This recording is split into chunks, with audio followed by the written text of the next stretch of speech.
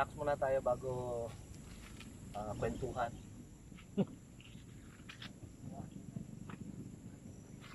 Sarap ng area. Dapat na saglingan. Aliwalas mo lugar, ganda yung panahon. Perfect. Tsaka kape. Kape and nilampiran.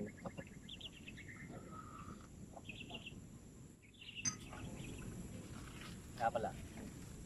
Ito yung nilampiran, guys. Ay, sarap.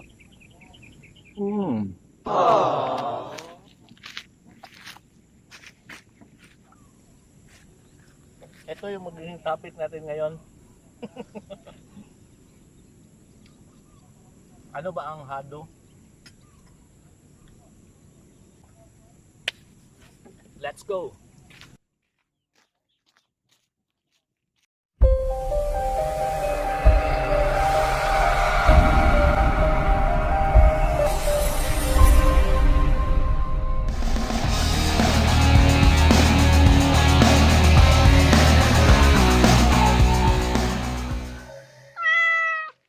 Well, wow. Tignan nyo yung palibot namin dito. Right. All are good. Yes. Hi guys. What's up, power people? Ayan. Oh. Just to inform everybody, this sabihan. Wow! We are filthy rich. Ayan, oh, ang ganda ng lugar natin. 'Di ba? Oh. A few moments later. What's up, folks? Magandang hapon sa ating lahat. Welcome to this vlog number 5, I think. So, pag-uusapan natin ngayon, guys, itong reason kung bakit natin siya nilagyan ng Xado treatment, no? Yung treatment na ceramic metal coating. So, ano ba yung ceramic metal coating?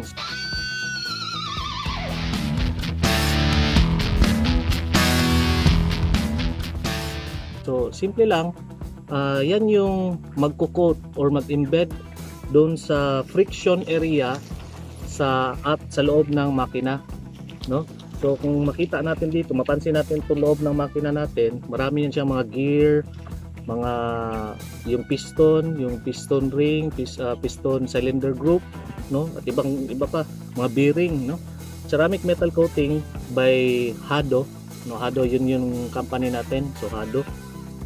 Inside, your engine experiences frictional damage resulting in cracks and scratches on the surface. Xado will reduce the friction, restore and protect the surface of your engine.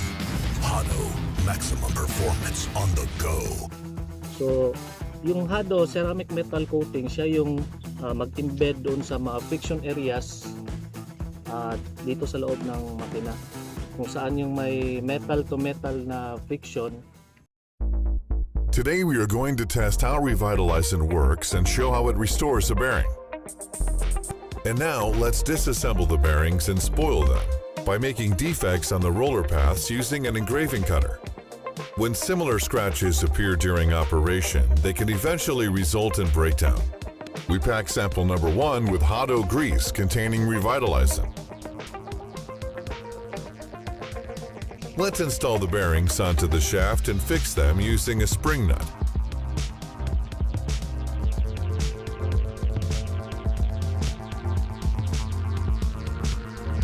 Let's start the machine. Now each bearing is under severe radial load of about 8,000 N. Rotation frequency is about 1,000 RPM. During the machine operation, restoration of the bearing take place. That is, the defect is eliminated by formation of a ceramic metal coating. To the specified load and velocity, the coating can be formed within 8 hours, but we stop our machine after 5 hours before the end of the treatment.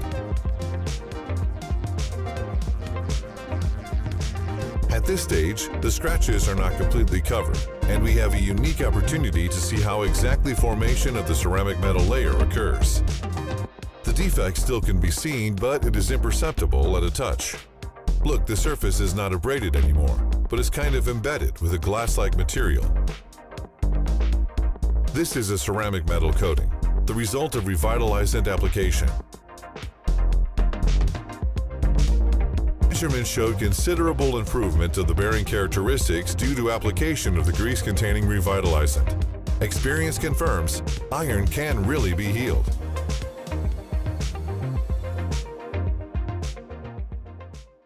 So meaning, wala na talagang contact na metal to metal, but since ceramic man siya coating, ceramic to ceramic na, no? So yun yung kagandahan nun, bali males yung heat, no? Because wala nang yung friction area na to metal is nabawasan naman siya. So yun yung kagandahan doon kung bakit ko siya. Actually, disclaimer lang, hindi ako mekaniko, hindi din ako gumraduate ng mechanical engineering, so wala talaga akong background regarding sa automotive.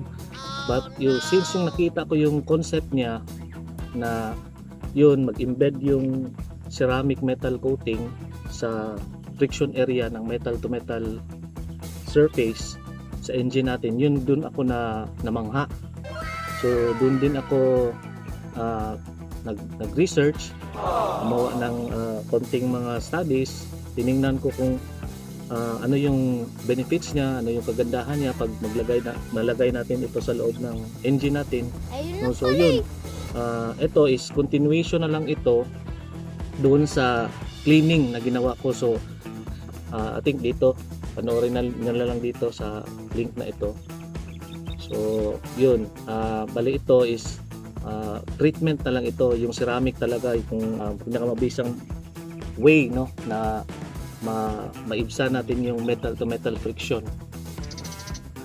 So yan lang guys. So ang next nito, papakita ko na sa inyo, doon na tayo sa kung saan tayo nag-change oil doon sa shell.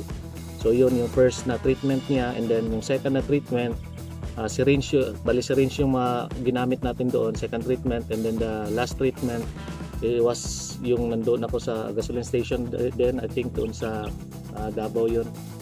So ito lang, yun lang ipakita ko guys next ito, and I hope na may matutunan kayo regarding dito, and I think you should do your own research before niyo gawin ito, kasi para sa akin mabisa siya sa sasakyan, and may iba't ibang ano na din tayo na vehicle na ginamitan noon.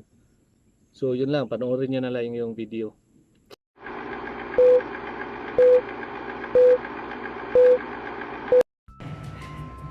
Yan na, ito si Andy. Andy taga Shell. Una natin nilagay is itong carbon 60. Carbon 60. Yan.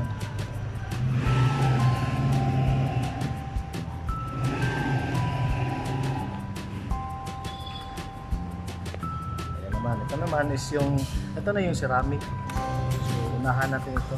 Every 300 kilometers lagay tayo nito for 3 consecutive syringe. Syringe type yan siya. Ito na.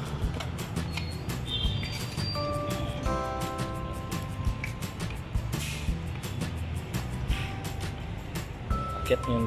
Ayun.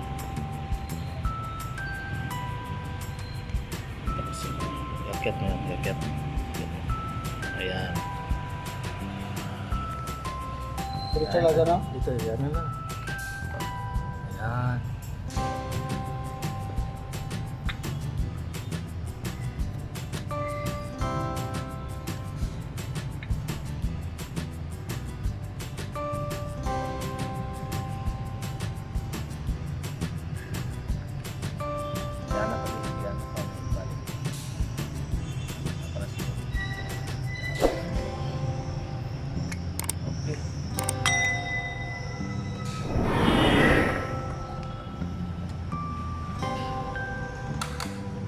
Yan, close na yung ano natin to, ipanda rin natin yung engine. Okay.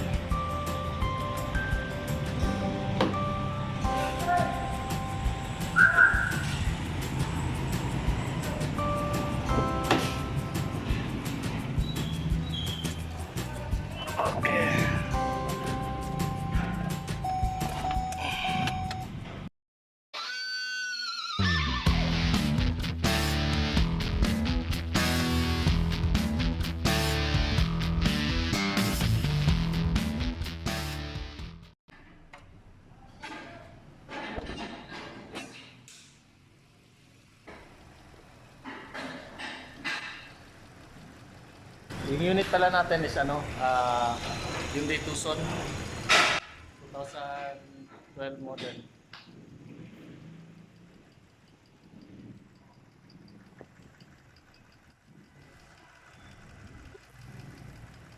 So hayaan lang natin yung engine guys na mag andar siya for about 5 to 10 minutes. So yun na, tapos ito lagay na tayo, diretso na tayo as normal driving.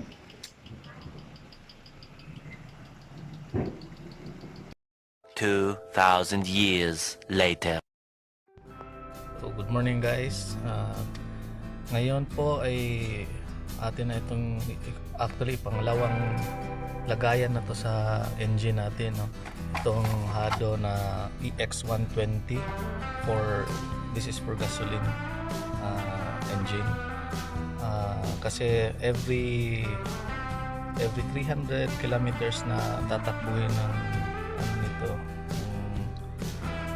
ng makina o yung sasakyan natin, lagyan natin ito. So ito pangalawang lagayan na ito since nung doon tayo sa nag-change oil tayo, actually nilagyan na yun doon. Ito pangalawa. So ngayon una nating gawin is since umaga ngayon, i-preheat muna natin yung engine. So kaya ito na andar. So ngayon at least mga 5 minutes siguro na makaandar siya, lagyan na natin ito. So ngayon i-stop muna natin itong engine and then yun, buksan natin yung hood, saka lagay natin ito. So ano pala ito, okay. So since nakasil pa siya, ayan, nakasil pa, so buksan natin.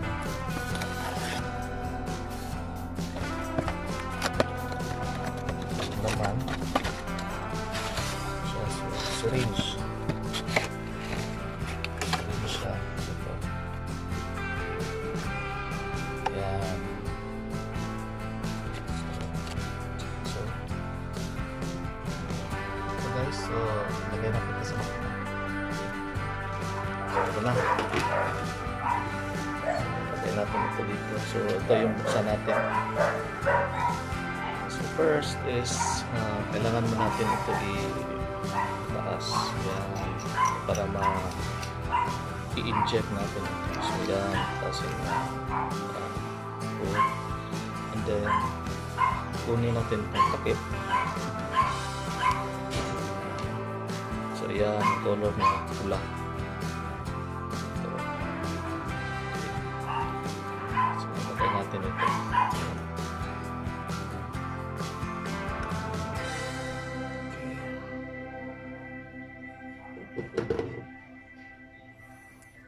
So para makita natin to, yan ang laman niya, yan, isang gel, Xado Ex120.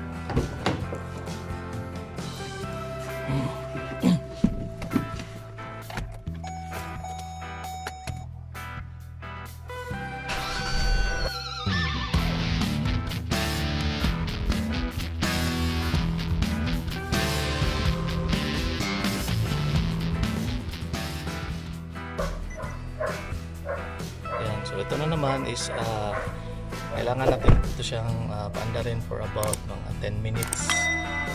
Yan lang guys. So, see you the next 300 kilometer run. Ilagay na naman tayo ng panibagong pangatlong syringe. 2,000 years later. So guys, magandang hapon.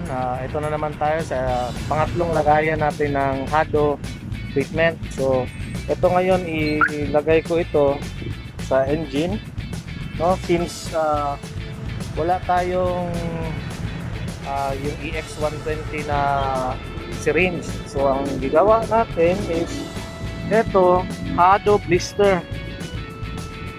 Gel Revitalizant for gasoline engine. At the same time, para ma-meet natin yung requirement ng Ex120 which is 20%, nilagyan din natin ito ng engine treatment. Ito concentrate, so concentrate siya, engine treatment, concentrate, motor ceramic treatment 100% with carbon 60 na ito, carbon 60. Okay, so ito yung mga benefits niya. Yan. Okay, so ito na, sige, lagay natin to.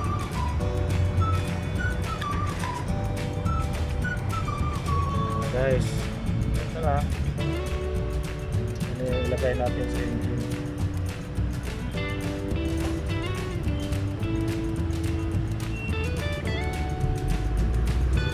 So pause ko muna ito saglit guys, para ma-squeeze ko to ng maayos sa engine.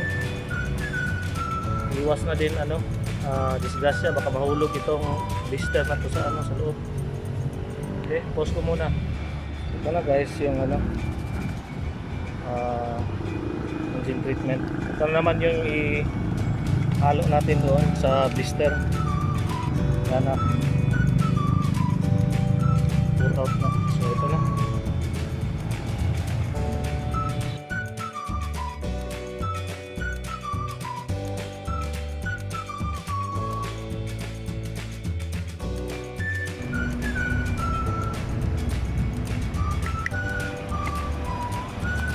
Yan. Tapos andarin natin ulit yung engine for about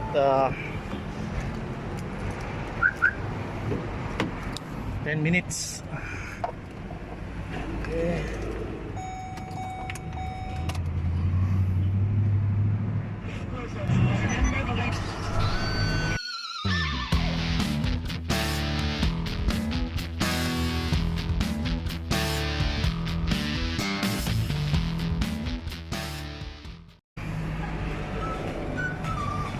Yan guys.